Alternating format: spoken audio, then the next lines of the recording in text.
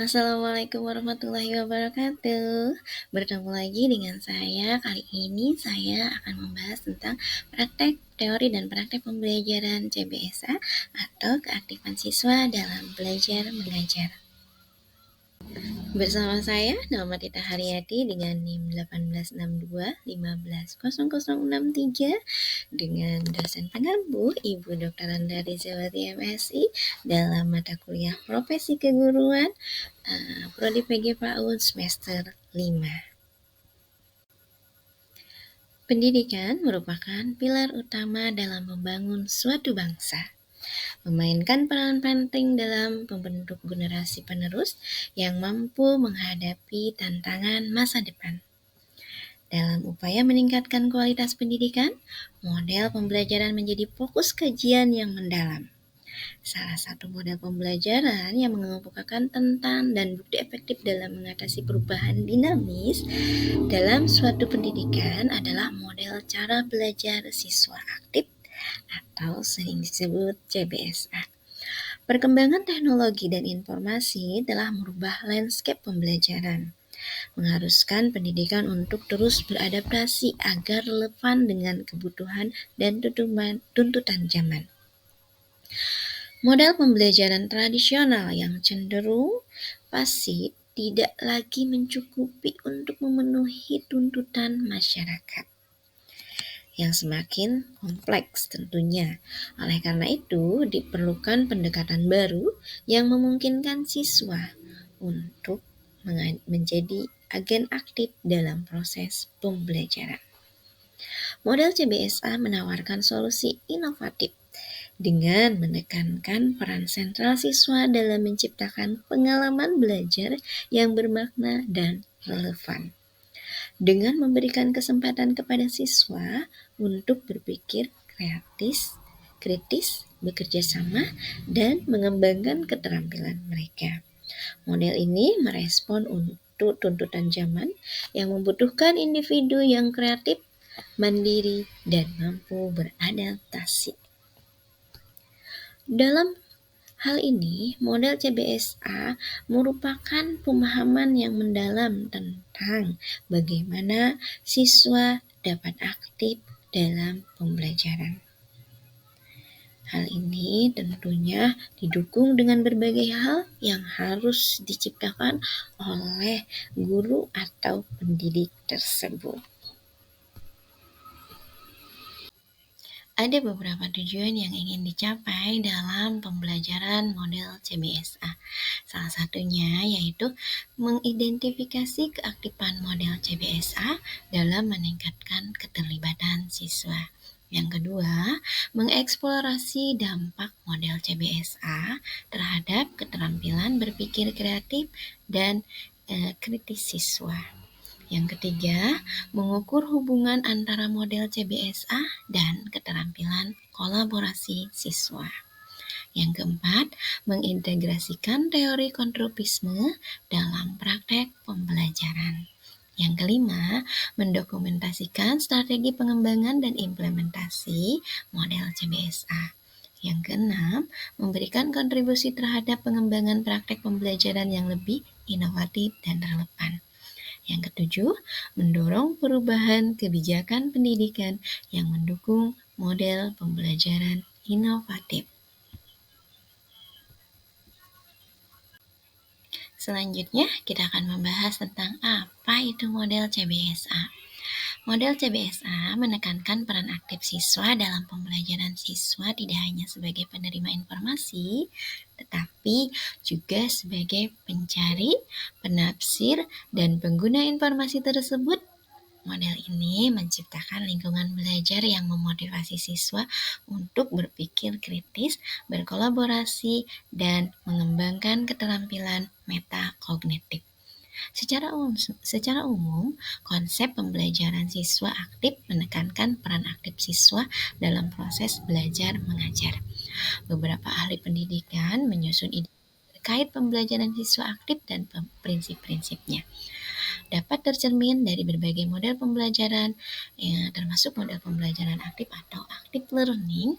Dalam konteks ini, beberapa unsur umum dapat dikaitkan dengan CBSA adalah yang pertama, aktivitas siswa.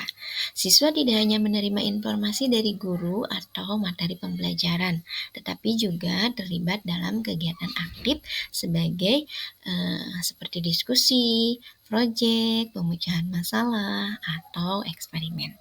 Yang kedua, kolaborasi. Pembelajaran melibatkan kerjasama dan interaksi antara siswa. Kolaborasi dapat berupa kerja kelompok, diskusi kelompok, atau proyek bersama. Yang ketiga, pemecahan masalah. Pembelajaran dirancang untuk membangun keterampilan pemecahan masalah siswa. Mereka dihadapkan pada tantangan atau situasi yang memerlukan pemikiran kritis dan solusi kreatif. Yang keempat, refleksi. Siswa didorong untuk merenungkan tentang proses pembelajaran, menyadari strategi efektif, dan mengidentifikasi area yang perlu ditingkatkan. Penggunaan teknologi. Yang terakhir, integrasi teknologi untuk mendukung pembelajaran, baik itu di dalam pembelajaran online ataupun penggunaan aplikasi atau sumber digital lainnya. Ada beberapa prinsip model pembelajaran CBSA. Yang pertama, pembelajarannya kolaboratif. Siswa diajak untuk bekerja sama dalam kelompok saling berbagi ide dan menyelesaikan tugas bersama. Hal ini meningkatkan kemampuan sosial dan keterampilan kerjasama. Yang kedua, pemecahan masalah. Siswa diberikan tantangan atau masalah yang memerlukan pemikiran kritis dan kreatif untuk dipecahkan. Ini mendorong pengembangan keterampilan pemecahan masalah siswa. Yang ketiga, pembelajarannya berbasis proyek. Pembelajaran tidak hanya berfokus pada pemahaman teoritis, tetapi juga mengaplikasikan pengetahuan dalam konteks proyek nyata. Ini memberikan relevansi dan signifikasi bagi siswa. Yang keempat, refleksi metakognitif. Siswa diajak untuk merenung tentang proses pembelajaran mereka, menyadari strategi yang efektif, dan mengidentifikasi area yang perlu ditingkatkan. Ini meningkatkan kesadaran diri siswa terhadap proses belajar mengajar siswa.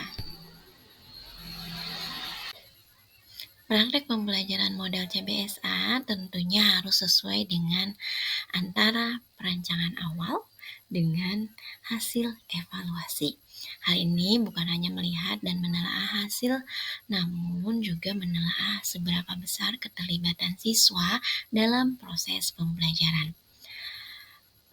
Untuk itu, desain model pembelajaran CBSA meliputi beberapa hal sebagai berikut. Yang pertama, penyusunan tugas atau proyek yang menantang siswa. Yang kedua, penggunaan teknologi untuk pembelajaran interaktif. Yang ketiga, pengembangan paduan refleksi untuk siswa. Evaluasi belajarnya sendiri, pembelajarannya bukan hanya mengukur pemahaman siswa, tetapi juga keterampilan berpikir kreatifnya, dan kemampuan berkolaborasinya. Metode evaluasi yang dapat melibatkan penilaian formatif dan juga penilaian sumatif. Dari pembelajaran CBSA ada beberapa kesimpulan yang dapat kita ambil. Yang pertama, aktivitas siswa sebagai fokus utama. Model CBSA menempatkan siswa sebagai subjek aktif dalam proses pembelajaran. Yang kedua, integrasi teori konstruksivisme. Model CBSA sejalan dengan teori konstruksivisme yang menekankan pada konstruksi pengetahuan oleh siswa melalui pengalaman langsung siswa. Yang ketiga, pentingnya pembelajaran kolaboratif. Aspek kolaboratif dalam model CBSA memperkuat pentingnya interaksi sosial dalam pembelajaran. Yang keempat, pembelajaran berbasis proyek untuk relevansi kontekstual. Pendekatan pembelajaran berbasis proyek dalam model CBSA memberikan relevansi kontekstual bagi siswa. Yang kelima, pentingnya evaluasi formatif dan sumatif. Model CBSA mendorong evaluasi pembelajaran yang tidak hanya memeriksa pemahaman siswa, tetapi juga mengukur kemampuan kritis dan kreatif siswa. Yang keenam, pengembangan keterampilan abad 21. Model CBSA mendukung pengembangan keterampilan abad ke-21, termasuk berpikir kritis, kreatif, keterampilan kolaborasi, dan literasi digital. Yang ketujuh, tantangan implementasi teknologi dalam pembelajaran. Meskipun mendorong penggunaan teknologi, tentang implementasi teknologi dalam pembelajaran tetap perlu diperhatikan. Pengembangan strategi yang efektif dalam pemanfaatan teknologi menjadi elemen penting dalam suksesnya model CBSA.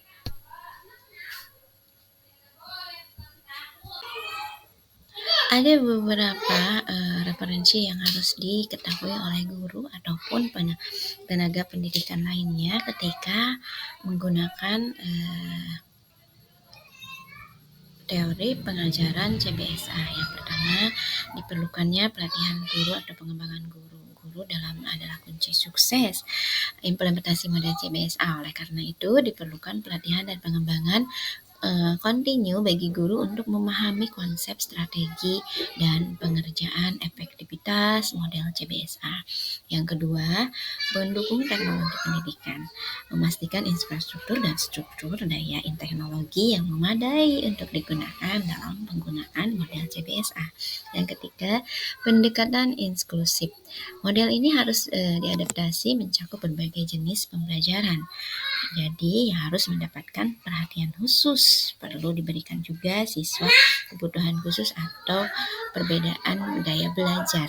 Yang selanjutnya, pengembangan materi kontekstual guru. Ini mengembangkan kurikulum, perlu bekerja sama untuk mengembangkan materi pembelajaran yang relevan dengan konteks kehidupan nyata siswa. Hal ini akan meningkatkan daya tarik dan relevansi pembelajaran.